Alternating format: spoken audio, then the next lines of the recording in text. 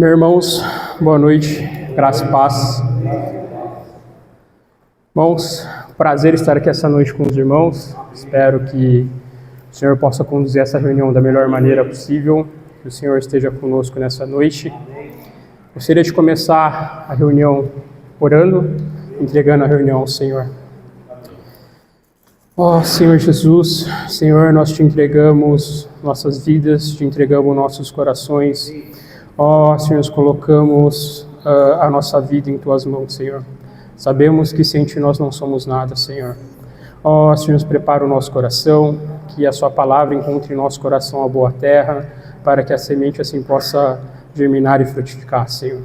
Ó Senhor, faça de nós vasos de honra. Ó Senhor, nos conduza. Que o Senhor possa abençoar essa reunião, possa ser comigo, possa ser com tudo que eu disser, que não saia nenhuma palavra torpe da minha boca, que eu possa ser usado de fato pelo Espírito para trazer nada mais que a palavra do Senhor. Ó Senhor Jesus, amém. Irmãos, dando início à mensagem de hoje, eu gostaria de começar, na verdade, puxando um pouco as últimas mensagens que nós tivemos. Eu vou puxar até um pouco mais do que a mensagem apenas da semana passada, porque basicamente elas são mensagens que ficam interligadas. Então, até nós, por onde fecharmos o capítulo 2, a gente vai ter que ficar voltando para a gente conseguir conectar todas as mensagens e para não ficar solto. Gostaria de começar trazendo a mensagem que o Emerson nos trouxe há mais ou menos 3 semanas atrás, quando o Emerson trouxe toda a questão do pecado, que era uma palavra basicamente dirigida aos gentios, aos que não eram salvos, que não conheciam a palavra do Senhor. E o Emerson nos mostrou o quão corruptível e o quão baixo a natureza humana consegue ser e chegar sem a presença do Senhor. E mesmo sendo uma palavra, naquele momento, para as pessoas que não ainda tinham crido no Senhor, nós também podemos tomar aquelas palavras para nós. Nós vimos durante a exposição que o irmão Emerson nos trouxe que a maioria daqueles pecados, nós que temos a vida do Senhor, também somos passíveis de cometer. E a partir do momento que nós nos afastamos do Senhor, a nossa mente se cauteriza, e aí o pecado se torna normal na nossa vida. E a gente viu que é da natureza do homem entrar numa espiral de pecado, e a gente descobriu que o fundo do poço tem porão, e a gente vê que o homem cada vez mais ele vai se degradando com o pecado quando o pecado habita no homem. E quanto mais o pecado habita do homem, mais longe do Senhor o homem fica. Depois o irmão Sérgio nos apresentou também a mensagem aonde Paulo começa a escrever e trazer, colocando os gentios que acreditavam no Senhor e os judeus em pé de igualdade. Ali naquele momento, Paulo começa a escrever, primeiro destinado aos gentios, mas ele se lembra dos judeus também, durante a sua escrita, trazendo que os judeus não eram mais do que os gentios. Pelo contrário, também seriam julgados juntamente com os gentios pelos seus atos. Em alguns certos momentos, inclusive, do texto, Paulo ele traz primeiro ao judeu, depois ao gentio, mostrando ao judeu que ele tinha uma peça fundamental e que ele deveria ser espelho. Tanto tudo que acontecesse de bom quanto de ruim durante o julgamento, primeiro o judeu ele acabaria sofrendo aquela imposição, né? Tanto que a gente vê em Romanos 2:9 que ele nos traz exatamente isso, né? Tribulação e angústias virão sobre a alma de qualquer homem que faz o mal, ao judeu primeiro, também ao grego. Glória, porém, e honra e paz a todo aquele que pratica o bem, ao judeu primeiro e também ao grego. Então aqui, primeiro Paulo, ele passa a lembrar ao judeu, não ironicamente nem levianamente, ele fala ao judeu primeiro. E aí a gente vai começar a entender o porquê, por isso que eu quis trazer esse ponto, porque a gente vai começar a linkar com a mensagem de hoje. Em seguida, o irmão Marcelo nos trouxe na semana passada a mensagem também, e eu peguei 2 pontos da mensagem do Marcelo, que ele trouxe para nós que, primeiramente, os judeus eram quem decidia o futuro da nação. Então, naquela época, os judeus eles tinham basicamente o poder de decisão e decidiam o que o homem fazia de bom ou ruim.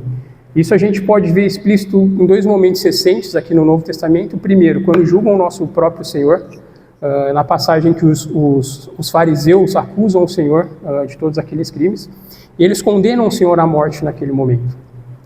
Então a gente vê ali que os judeus eles tinham esse poder de condenar as pessoas, porque a lei estava com os judeus naquele momento. E a gente vê também durante Paulo. Paulo, durante o livro de Atos, a gente vê a partir do capítulo 18 e 19, Paulo começa a sofrer perseguição dos judeus exatamente por isso. Os judeus acusando Paulo e tendo ali o poder de tentar decidir a vida e o futuro de Paulo. E o segundo ponto é, os judeus foram quem receberam a lei do Senhor. Ele falou essa frase basicamente quase no final da mensagem, e é aí que eu vou pegar de gancho para nós entrarmos hoje na nossa mensagem. Então, os judeus foram quem receberam a lei do Senhor diretamente das mãos de Deus. E aí eu começo a entrar na mensagem de hoje. Eu gostaria de ler com os irmãos os versículos que serão expostos hoje, que é Romanos 2, 17 até 24.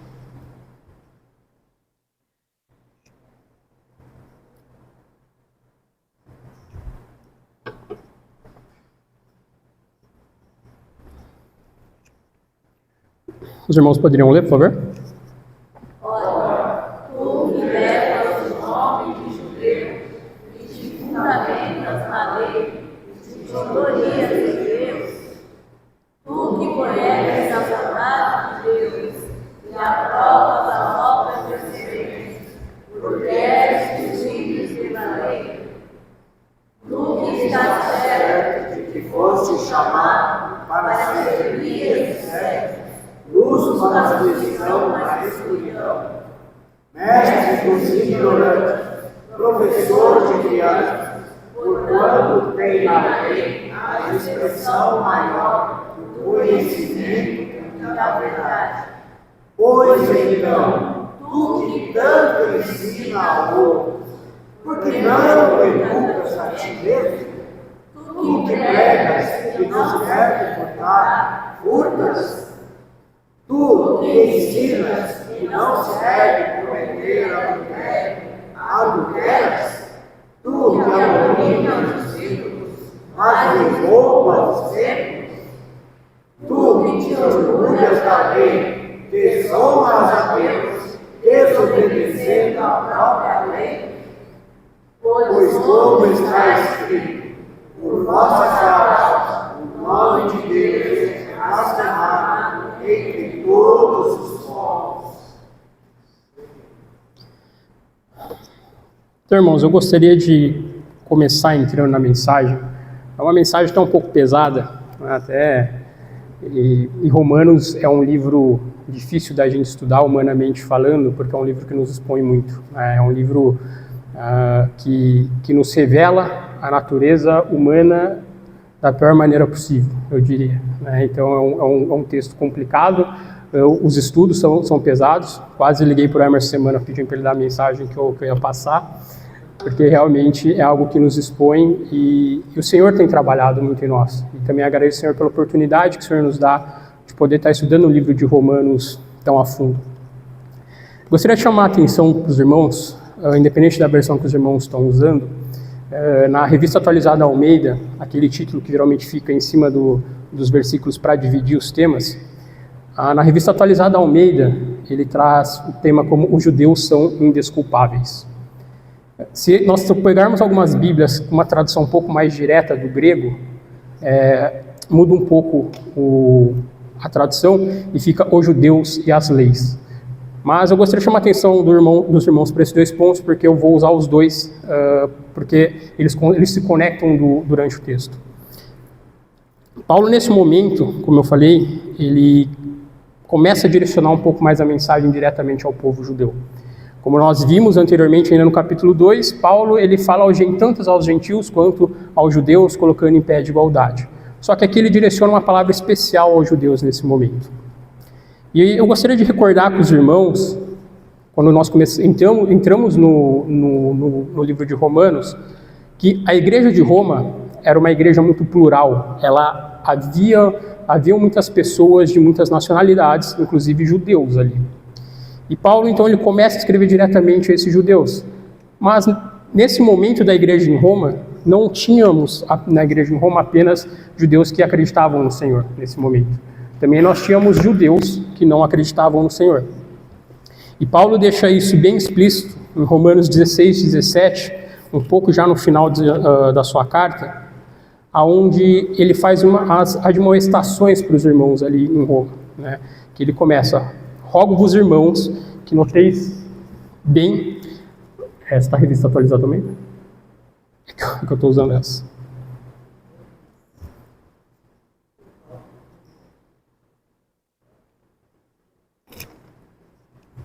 Bem, rogo-vos, irmãos, que noteis bem aqueles que provam divisões e escândalos em desacordo com a doutrina que aprendestes, afastai-vos deles. Então, aqui nesse momento, se nós recordarmos um pouco toda a passagem de Paulo, ele começa a ser perseguido pelos judeus porque ele começa a pregar dizendo que Jesus era o caminho, que Jesus era a verdade e que Jesus era a salvação. E durante toda a pregação no livro de Romanos, eu não vou entrar tão a fundo, mas Paulo ele vai nos trazer exatamente isso.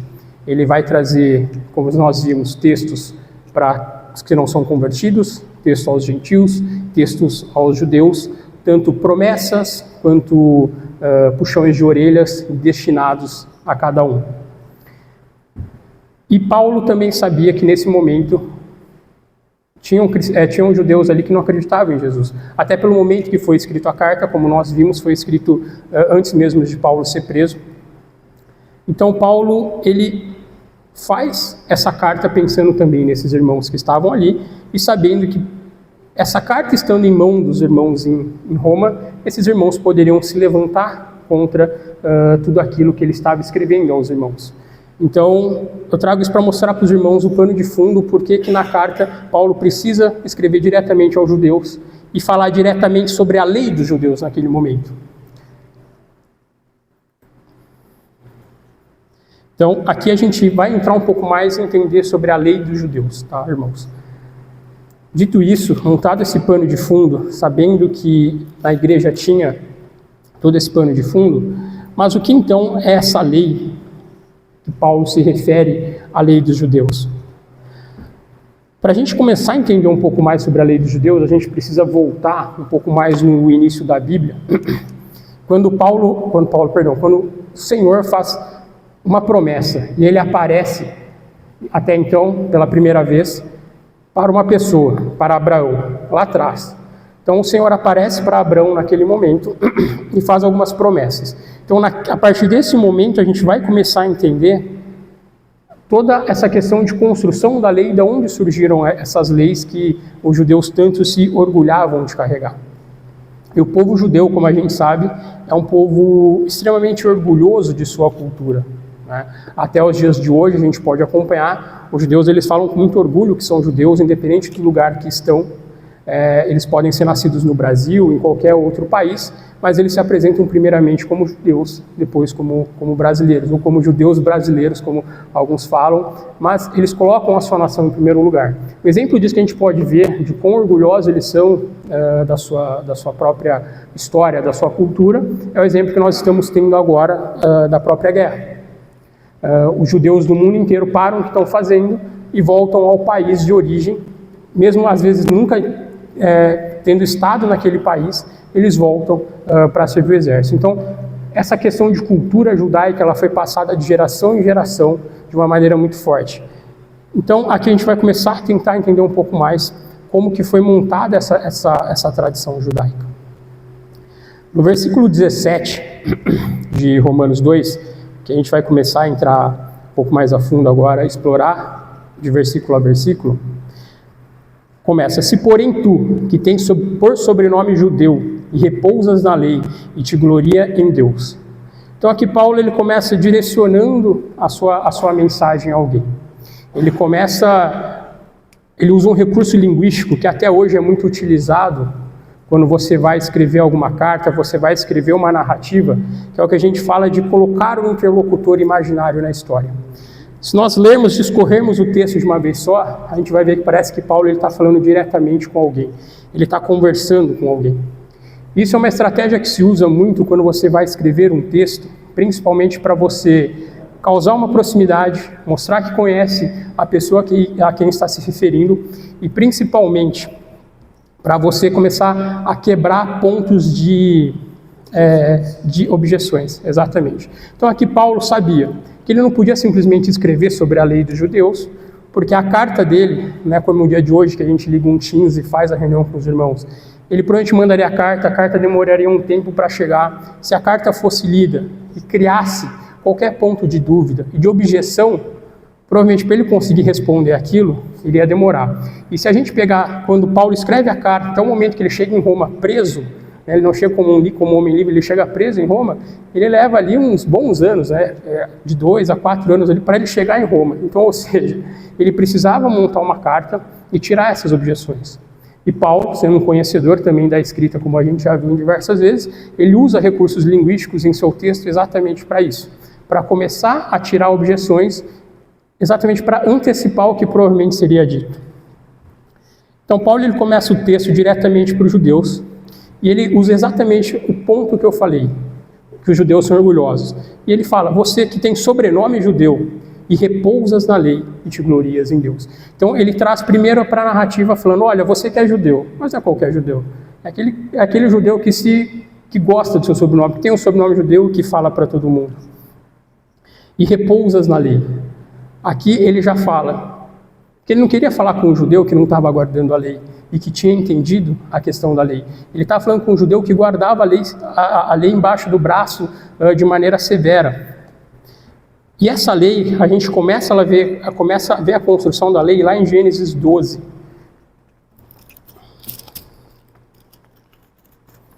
Gênesis 12, 2. Que é quando Abraão ora ao Senhor, e o Senhor começa a responder às orações de Abraão e faz promessas a Abraão. De ti farei uma grande nação, e te abençoarei, e te engrandecerei o nome. Se tu uma bênção. Abençoarei os que te abençoarem, e amaldiçoarei os que te amaldiçoarem. Em ti serão benditas todas as famílias da terra. Então aqui a gente vê que o Senhor começa fazendo uma promessa para Abraão. Primeiro, falando que através de Abraão, todas as nações que viriam após ele seriam benditas. Se nós formos para Gênesis 22, 18.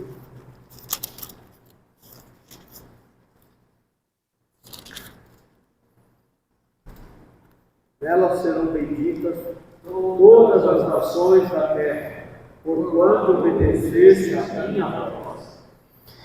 Aqui o Senhor ele traz uma confirmação mais uma vez, falando que todas as nações seriam benditas. Mas por que o Senhor, em tantos momentos da promessa e da construção, ele fala que as nações serão benditas através da descendência de Abraão? Aqui, quando o Senhor fala para Abraão que as gerações de Abraão, os descendentes de Abraão serão incontáveis como as estrelas dos céus e a areia do mar, do deserto, perdão. Abraão fala o Senhor está prometendo exatamente que seria feita uma nação a partir dele. E essa nação, com o decorrer do tempo, ela passa a ser conhecida como a nação de Israel. Então, é de Abraão que ela começa a diversificar um pouco mais, digamos assim, abre esse leque e forma-se ali a nação de Israel, que seria, como o Senhor mesmo traz, a bênção para todo mundo. E se a gente voltar em Gênesis 12, 7, perdão.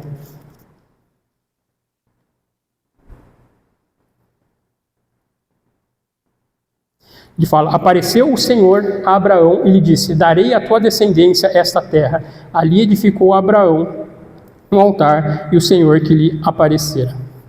Então, irmãos, aqui Abraão continua, eu esqueci de marcar um outro texto, mas aqui o Senhor continua fazendo a promessa e falando que iria entregar uma terra para Abraão e que ali seria edificado um altar para o Senhor. Então a gente vê que o Senhor ele começa a construir as promessas a Abraão e começa a mostrar que aquela nação iria bendizer ao Senhor, iria construir um altar ao Senhor para assim lhe render graças. E todo esse pano de fundo, a gente precisa entender o porquê que o Senhor tanto fala para Abraão que as nações da terra serão benditas através dos herdeiros de Abraão. A gente vai ver isso em Gálatas 3,16.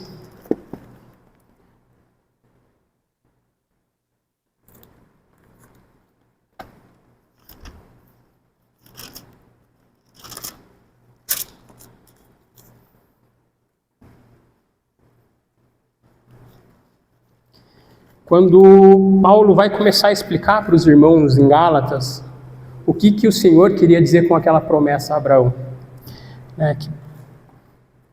que ele traz aqui no versículo 16. Ora, as promessas foram feitas a Abraão e ao seu descendente. Não diz e aos descendentes como se falando de muitos, porém como de um só, e ao teu descendente, que é Cristo. Então aqui a gente vê a promessa do Senhor que da descendência de Abraão sairia o Messias. Então a gente vê que realmente o povo de Israel, ele tem essa linhagem escolhida pelo Senhor, porque seria através deles que sairia o Messias, que iria justificar, que iria trazer o perdão, que iria nos santificar perante Deus. Então por isso que o povo de Israel, ele se vangloriava tanto de ser essa linhagem. Em alguns momentos até chegando a dizer que um descendente de Abraão nunca seria julgado ao inferno, simplesmente por ser descendente de Abraão, porque ele foi ensinado nas leis. E para a gente entender como as leis chegam, aí a gente vai entrar num segundo personagem ainda do Antigo Testamento, que também vem dessa linhagem. Durante a promessa do Senhor a Abraão, o Senhor também faz uma predição do futuro, dizendo que o povo de Israel ficaria em torno de 400 anos perdido no deserto, que iriam ser escravizados, até que nós chegamos em Moisés.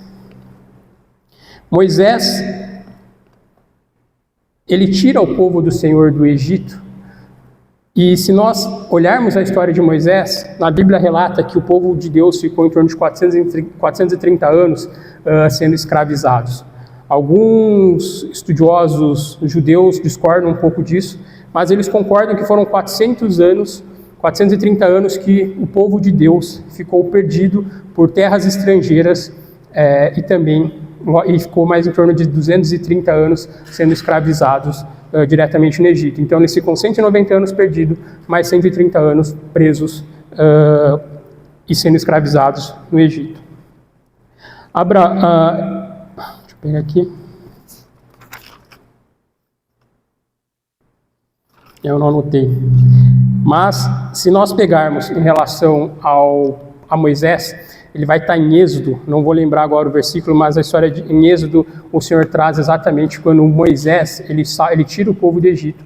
E um desses acontecimentos durante a caminhada, a peregrinação entre o Egito até a chegada à terra prometida, Canaã, o Senhor, ele passa por um momento em que o Monte Sinai, e que ele entrega as tábuas dos 10 mandamentos a Moisés diretamente. E muitas vezes a gente se lembra apenas da tábua dos 10 mandamentos a Moisés, né?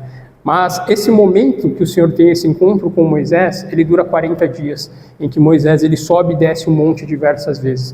Além da tábua dos 10 mandamentos, o Senhor ele entrega ali mais três leis, digamos assim, que ele vai discorrer durante quase o livro todo de Êxodo, ali no começo, que é a aliança de Deus, ou seja, são as leis civis e as leis religiosas e morais. Então o Senhor entrega isso a Moisés. Ele passa as instruções para o tabernáculo, ou seja, de como deveria ser construído esse tabernáculo, e ordenanças da santidade, ou seja, tudo o que iria conter no tabernáculo, os sacrifícios, como que seria a ordenança do sacerdote, tudo isso, então, o Senhor passa a Moisés. Então, ali a gente vê que o povo de Israel, naquele momento, ele é agraciado de receber diretamente do Senhor o verdadeiro conhecimento, de fato, de Deus. Só que o Senhor esperava que, naquele momento, entregando a lei aos judeus, que os judeus passassem essa lei adiante e fossem farol para o mundo. Então, o Senhor esperava que os judeus, contendo essa lei, com amor, expandisse essa lei a outras nações, para que assim o nome do Senhor fosse conhecido e glorificado entre todas as nações. Porém, a gente vê que, com o passar do tempo, os judeus colocaram essa lei debaixo do braço e colocaram mais leis ainda dentro disso. E a gente começa a ver também que a lei para o povo judeu passou a se tornar o final e não o meio para a salvação. Então o povo judeu ele passa a acreditar que se eu conheço a lei, se eu estudo a lei, se eu sei ela de ponta a ponta e minimamente sigo essa lei, eu vou ser salvo. E a gente vê que, na verdade, a lei ela nada mais era do que um objeto de apoio para guiar uma nação, e não um fim específico. Eu gostaria de trazer aqui para os irmãos um texto do Gouvet, que é o que a gente tem utilizado bastante para os estudos, que ele diz: os santos do Antigo Testamento foram salvos a crédito. Eles olhavam para a frente, para o Messias prometido, aquele que viria. Da mesma forma, nós olhamos para trás, para o Messias que veio, ou seja, o objeto da fé é o mesmo, Cristo, o Cordeiro. Então, naquele momento que o Senhor apresenta aquelas leis e fala sobre sacrifícios, quando o judeu ele entregava o Cordeiro para ser sacrificado, ele não estava simplesmente depositando a fé dele naquele Cordeiro específico, mas era uma demonstração de fé, que ele estava sendo purificado, colocando a fé em um Cordeiro que ainda estava por vir. E a gente pode ver isso em Gálatas 3:27.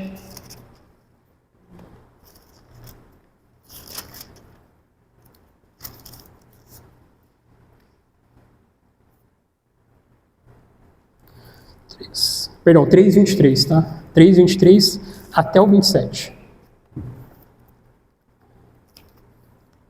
Mas antes que viesse a fé, estávamos sob a tutela da lei, e nela encerrados para essa fé, que de futuro haveria de revelar, de maneira que a lei nos serviu de guia para nos conduzir a Cristo, a fim de que fôssemos justificados por fé. Mas, tendo vindo a fé, já não permanecemos subordinados à ordem. Pois todos nós, os filhos de Deus, mediante a fé em Jesus. Porque todos, quando fostes batizados em Cristo Jesus, vos revestistes. Amém. Então aqui a gente vê, irmãos, que é a confirmação exatamente de tudo aquilo que nós estávamos trazendo, né, e o que o Gouvet traz. A lei, nesse momento, ele vai servir de aio, ou seja, ele vai servir de apoio durante a caminhada dos judeus, ou era para servir de apoio, exatamente até a chegada do Cordeiro lá na frente. E a gente vê que os judeus, eles começam, na verdade, a usar a lei como fim. Então, no entendimento deles era, se eu tenho a lei debaixo do braço, eu não posso ser julgado. Porque se sou eu que recebi a lei, e se sou eu que julgo os outros, como eu posso ser julgado e condenado? Então, começa a existir um pouco dessa soberba por parte dos judeus, de entender que eles estavam acima da lei. E como o Sérgio nos trouxe durante a exposição da mensagem dele, ele também faz um comentário dizendo que nenhum judeu escaparia da ira do Senhor. E aí eu comecei a lembrar do desenho que o Sérgio fez, né? Que o homem ele é alma, ele é corpo e ele é espírito.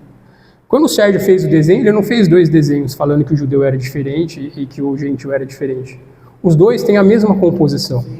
Assim como nós, quando cremos no Senhor, passamos a ter a composição do Senhor em nós, no nosso espírito, né? que invade a nossa alma, o judeu também tinha, mas também tinha ao contrário. Nós todos somos descendentes de Adão. E dentro de nós também habita, assim como do judeu, como de nós, a parte pecaminosa disso tudo.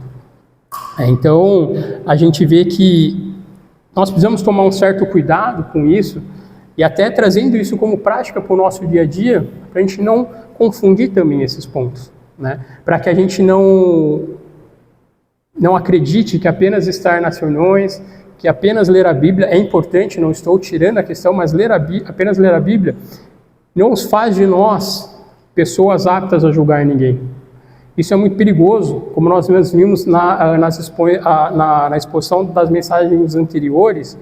Da mesma maneira que nós julgarmos alguém, nós seremos julgados.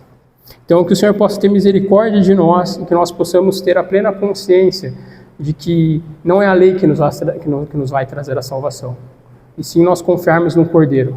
Assim como o Gouveia traz, é nós confiarmos, olharmos para trás e sabermos que nós temos um Cristo que morreu por nós. Continuando, irmãos, entrando no versículo 18 de Romanos,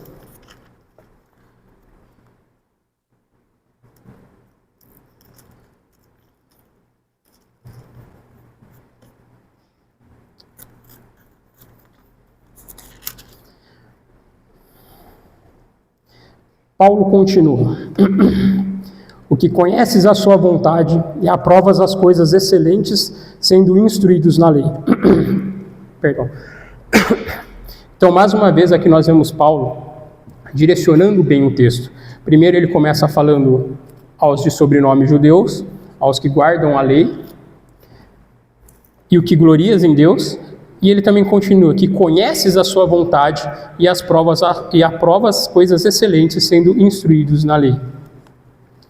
Então aqui, irmãos, até parece que Paulo começa a carta meio que elogiando os judeus, né? Falando, você que tem sobrenome judeu, que repousas na lei, que conheces a vontade do Senhor. Porque Paulo não estava errado. O povo judeu, como eu falei, ele é um povo muito orgulhoso. E os judeus, tem uma coisa que ele conhece, é a Torá. A maioria dos judeus que você conversar, que realmente são judeus e praticantes, eles conhecem a Torá quase que de ponta a ponta, sem precisar ler. Um exemplo disso que a gente tem é o próprio Bar Mitzvah, quando a criança está entre 13 e 15 anos, ele é obrigado a recitar a Torá na frente dos seus familiares como uma parte de iniciação religiosa. Então, de fato, o judeu ele guardava a lei. E nós guardarmos a lei, guardarmos a palavra do Senhor no nosso coração, não tem problema nenhum, muito pelo contrário, nós devemos fazer isso. Ele é muito importante. Só que Paulo, no 19, ele já começa a entrar trazendo um pouco da hipocrisia que pairava sobre isso. Ele começa, que estás persuadido de que és guia dos cegos, luz dos que se encontram em trevas. Irmão, ser persuadido por alguém é nós sermos não necessariamente enganados, mas quando nós somos levados a acreditar. Então, ou seja, esses judeus foram levados a acreditar que eles eram guia dos cegos, luz dos que se encontram em trevas, instrutor de ignorantes, mestre de crianças, tendo na lei a forma de sabedoria e da verdade. Então aqui, irmãos, a gente vê que Paulo ele começa a mostrar. Fala assim, olha, tudo isso que vocês foram levados a crer, vai ter um porém. Não é simplesmente guardar a lei, não é simplesmente vocês instruírem alguém que é importante, mas nesse momento ele não está falando que os judeus instruíam, ele fala, vocês acham que são isso tudo. E aí ele entra no 21. Perdão, ainda no 20 ele traz, tendo na lei a forma da sabedoria e da verdade. Então, ou seja, os judeus acreditavam que eles eram tudo isso e que na lei estava a forma da sabedoria e da verdade. E a gente vê que veio um homem para a terra dizer que ele era o caminho, a verdade e a vida. Então, ou seja, aqui Paulo já começa a mostrar, fala, olha, vocês acreditam que toda a verdade está ali nas Escrituras, mas talvez não seja bem assim.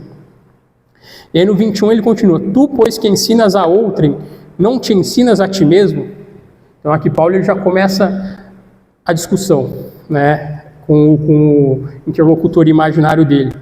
Tu que pregas que não deve furtar, furtas.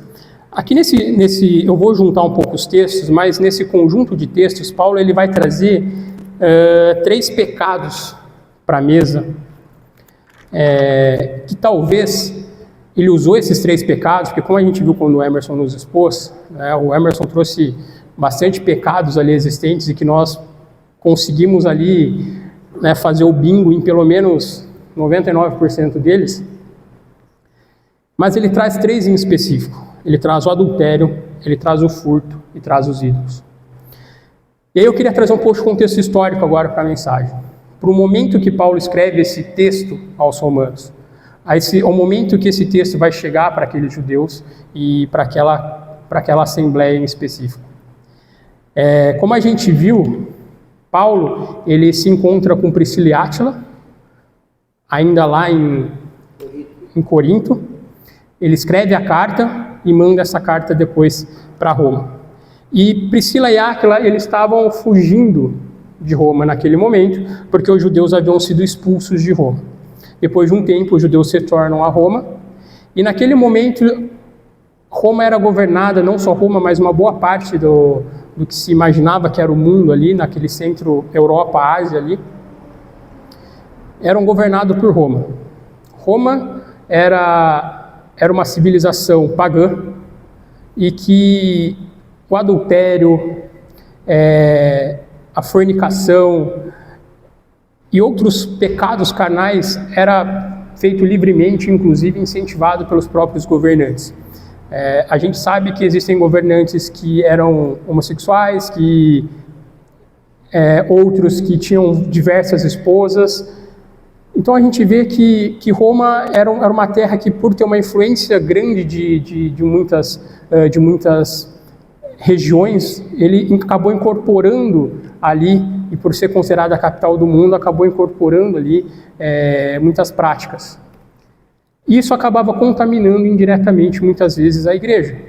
Tanto que não é só em Roma, mas em algumas outras epístolas, Paulo ele vai puxar a orelha dos irmãos, exatamente por estar tendo essa mistura do que estava acontecendo na sociedade e estava contaminando a igreja.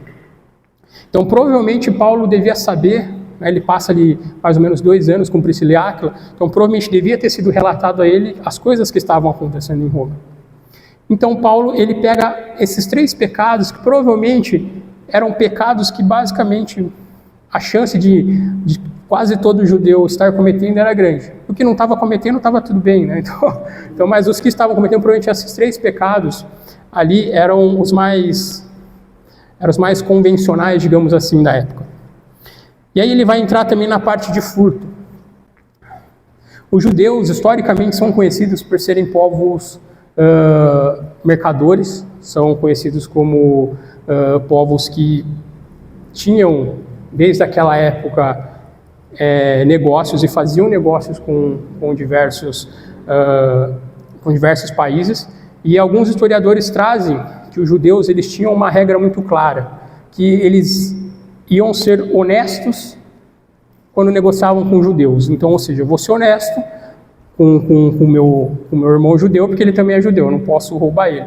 Mas a partir do momento que eu estou negociando com outro povo pagão, que eu acredito que não mereça a misericórdia do Senhor, eu não vejo problema nenhum em ganhar alguma coisa a mais em cima dele.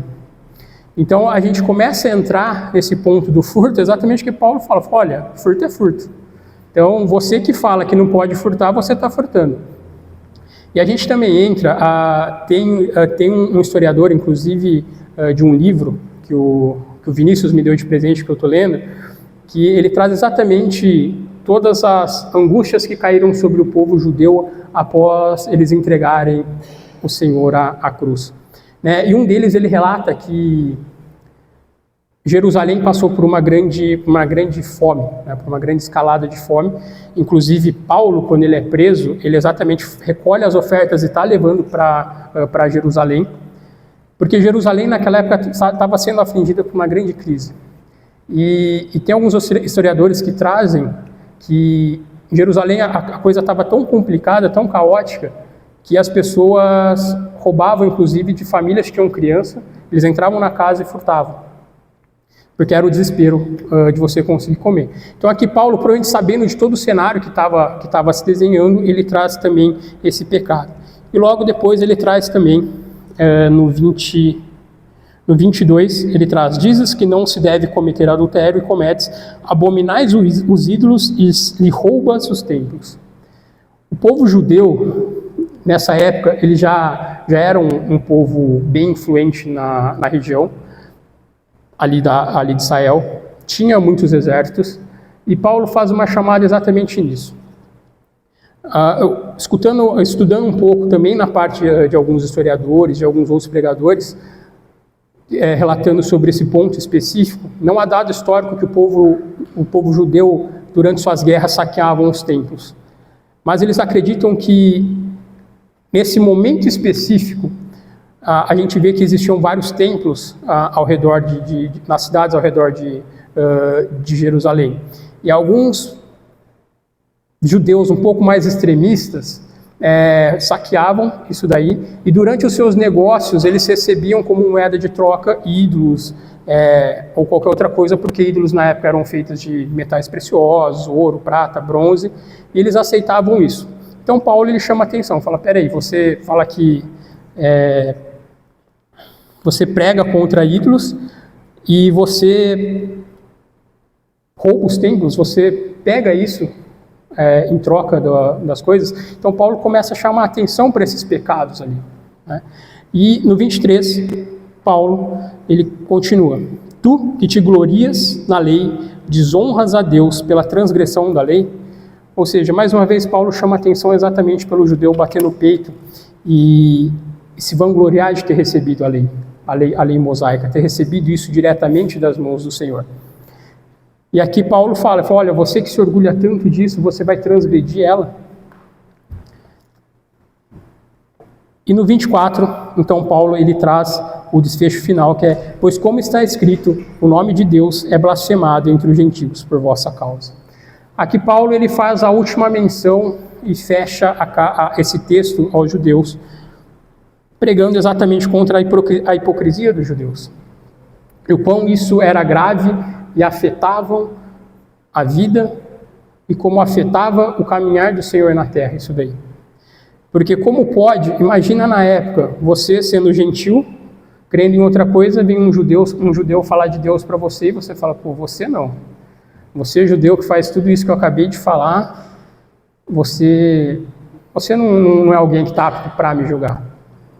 E Paulo, ele é muito inteligente em usar essa questão da blasfêmia e falar que os judeus comete blasfêmia contra o Senhor, porque ele utiliza exatamente as Sagradas Escrituras para dizer isso daí. Ele cita Isaías 52:5,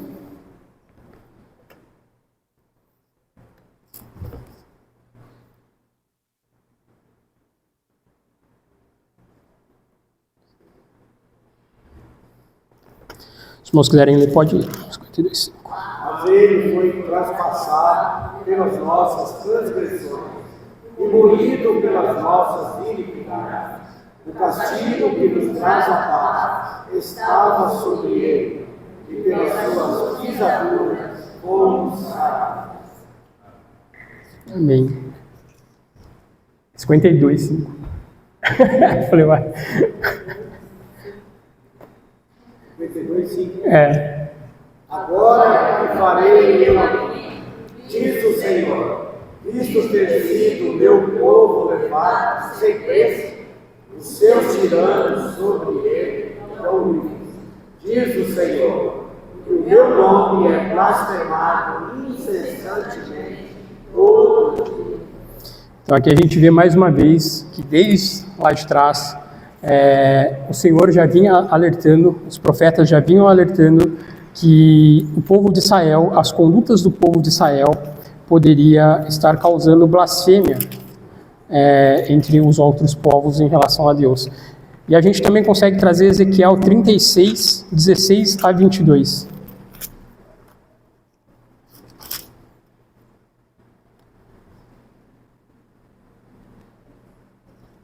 (36) 16 a 22.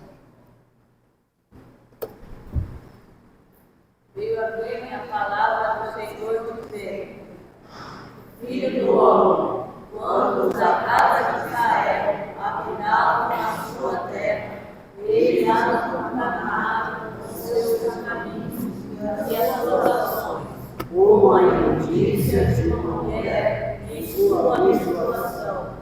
Tal era o seu caminho perante mim. Derramei, pois, o meu fogo sobre eles, por causa do sangue que derramaram sobre a terra, e por causa dos seus ídolos com quem a contaminaram. Espalhei entre as nações, e foram derramados pelas terras, segundo os seus caminhos, e segundo os seus feitos, eu os julguei. Bom, eu até vou parar por aqui, porque a gente já leu o ponto que a gente queria. Depois os irmãos podem ler para dar um pouco mais de contexto até o 22, até por conta do horário. Mas aqui a gente vê, irmãos, que Paulo ele usa a própria Sagrada Escritura, que os judeus tanto gostavam de se vangloriar, que defendiam ela, para dizer exatamente o que os judeus estavam fazendo, que era blasfemar o nome do Senhor. Irmãos, a palavra blasfêmia, no grego, ela é traduzida como falar mal, caluniar ou tratar com desprezo. Talvez os judeus não estivessem falando mal ou caluniando, porque talvez os ensinamentos em si, na vírgula, estivessem corretos. Mas provavelmente era um risco os judeus estarem tratando com desprezo a lei e todo o ensinamento que ele foi recebido através do Senhor. E aqui Paulo e o Senhor ele começa a condenar exatamente esse ponto. E eu quero trazer mais um ponto do Gouveia, que ele traz que o apóstolo então condena abertamente os judeus como transgressores da lei. O judeu se vangloriava de seu conhecimento de Deus e de sua vontade como consequência de possuir as Escrituras. Mas a posse da verdadeira regra e seu conhecimento não o impediram de quebrá-la, e essas violações o condenariam ainda mais severamente. Paulo exemplifica 3 transgressões especiais. Elas não são ofensas contra a lei cerimonial. A lei cerimonial, irmãos, é a lei principalmente ligada às festas,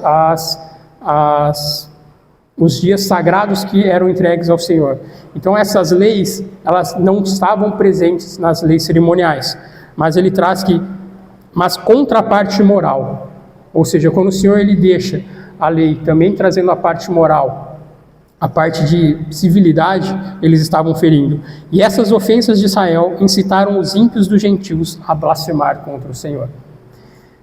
Isso é muito sério, irmãos, porque a gente vê isso acontecendo nos dias de hoje. A gente vê as pessoas, tanto naquela época quanto hoje, se irando contra o Senhor exatamente por atitudes de pessoas que se dizem convertidas ao Senhor. E é por isso que eu falo que estudar Romanos é tão difícil. Porque o Senhor te expõe de uma tal maneira e faz você fazer uma reflexão que como tem sido o meu viver? Como tem sido o nosso viver? Apesar dessa ser uma mensagem dirigida aos judeus, não é uma mensagem que fica aprisionada apenas aos judeus para nós pensarmos, poxa, que bom que isso é para o judeu, não é para mim. A graça e a misericórdia do Senhor foram estendidas a nós. Nós também recebemos a palavra e a verdade do Senhor. E nós, hoje, detentores dessa palavra, será que nós estamos sendo como esses judeus? Será que nós estamos conservando a lei do Senhor? Será que as nossas atitudes têm condizido com aquilo que nós falamos? Ou será que estamos sendo hipócritas? Ou será que o Senhor, quando Ele voltar, também vai nos achar e também vai falar que nós somos raças de víboras, assim como Ele falou em Mateus aos saduceus e aos fariseus, que imputavam aos homens tamanho fardo que nem eles mesmos conseguiam carregar? Será que nós estamos fazendo isso, julgando os outros como detentores da lei e da moral, mas o nosso viver não tem sido de acordo com aquilo que o Senhor gostaria? As nossas atitudes, irmãos, dizem muito mais do que as nossas palavras. É por isso que eu falei brincando, mas realmente, eu orando ao Senhor, eu falei, poxa, eu vou entregar a mensagem para o Emerson, porque quem sou eu para falar isso para os irmãos? A nossa vida, ela tem que ser uma constante vida, irmãos, principalmente de arrependimento e perdão do Senhor. Irmãos, eu não estou falando aqui para nós sermos condescendentes com o pecado, para nós vermos o irmão errando, para nós vermos o irmão precisando de ajuda e nós nos calarmos e falar, poxa, a Bíblia falou para eu não julgar, deixa o irmão ali. Não é isso, irmãos, mas que a nossa conduta possa ser uma conduta de pessoas que de fato seguem ao Senhor. Inclusive, não estava no escopo, mas eu queria trazer Gálatas 6. Gálatas 6:1 até o 5. Que o Senhor ele vai expor exatamente esse ponto. A necessidade de nós estarmos em constante arrependimento com o Senhor, de termos as nossas vestes lavadas diariamente pelo Senhor. Pode ler, irmãos. Irmãos, se alguém for surpreendido em alguma falta, vós que sois espirituais, corrigi-o com espírito de brandura, e guarda-te para que não sejas também tentado. Levai as cargas uns dos outros, e assim cumprireis a lei de Cristo. Porque se alguém julga ser alguma coisa, não se tem nada, a si mesmo se engana. Mas prove cada um o seu labor, e então terá motivo de gloriar-se unicamente em si, e não em outro. Porque cada um preparará o seu próprio fardo. Mas aquele que está sendo instruído na palavra, faça participante de todas as coisas boas aquele que o instrui. Isso daí para mim, irmãos, foi um choque. Estudar a mensagem. Mas que nós possamos saber, irmãos, instruir os irmãos. Aqui o Senhor fala para nós sermos brandos. No livro de Romanos, o Senhor fala que nós temos que ajudar os irmãos menores com amor, mas principalmente nos guardar para que também não sejamos tentados. Isso, irmãos, a gente só vai conseguir se mantendo próximo ao Senhor.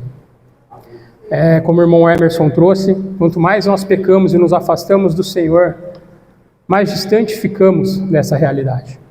Então, que o Senhor possa ter misericórdia de nós, que nós possamos nos arrepender, para que daqui a um tempo a gente também possa olhar para trás e dizer, poxa, o Thomas de antes não é o mesmo de agora, graças ao Senhor.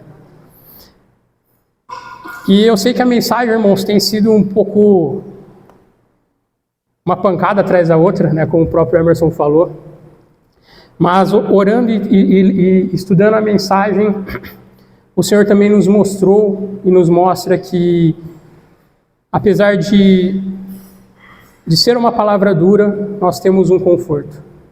Assim como Paulo traz, e Gouveia também traz no seu comentário, assim como os judeus olhavam para frente pela fé e nós olhamos para trás, nós podemos hoje agradecer que nós temos um Deus misericordioso, um Deus que amou o mundo de tal maneira que deu seu Filho unigênito, para que todo aquele que nele crê não pereça, mas tenha a vida eterna. Então o Senhor nos deixou o caminho, o Senhor nos deixou a porta aberta, o acesso irrestrito. Então que nós possamos aproveitar isso, irmãos, e nos aproximar cada vez mais do Senhor, saber que nós temos um Deus de misericórdia e que nós possamos aprender também a conviver entre os irmãos, nos apoiando até que Ele venha. Aleluia. Amém? Irmãos, é isso. Encerro por aqui e deixo a reunião com os irmãos.